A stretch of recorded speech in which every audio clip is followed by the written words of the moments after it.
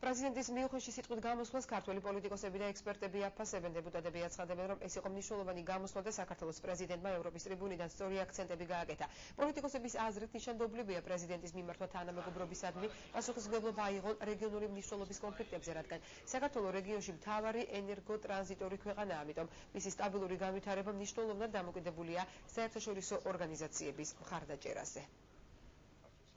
პრეზიდენტის გამოსვლიდან ყველაზე უმთავრესი ალბათ ის იყო, რომ საქართველოს მოითხოვს, რომ უსაფრთხოებას თავისი ქვეყნისათვის, ასევე გულგრილი არ არის სოფლიოში მიმდინარე პროცესების მიმართ და ის არის აგრეთვე ჩართული სოფლიო უსაფრთხოების მოგვარების და სოფლიოში ზოგადად ვითარების ნორმალიზაციის პროცესში ცხელ წერტილებში. რა თქმა უნდა, უხრწნელი შეხვედრები იყო ძალიან მნიშვნელოვანი, მათ შორის გერმანიის კანცლერთან შეხვედრა ყველაზე მნიშვნელოვანი, სადაც განიხილებოდა მნიშვნელოვანი საკითხები. ერთი მთავარი შედეგი არის იმისა, რომ ყველამ გაითავისა დამსწრეთაგან, რომ საქართველოს სვლა, წინსვლა და საქართველოს სვლა ევროატლანტიკური სტრუქტურებისკენ გრძელდება.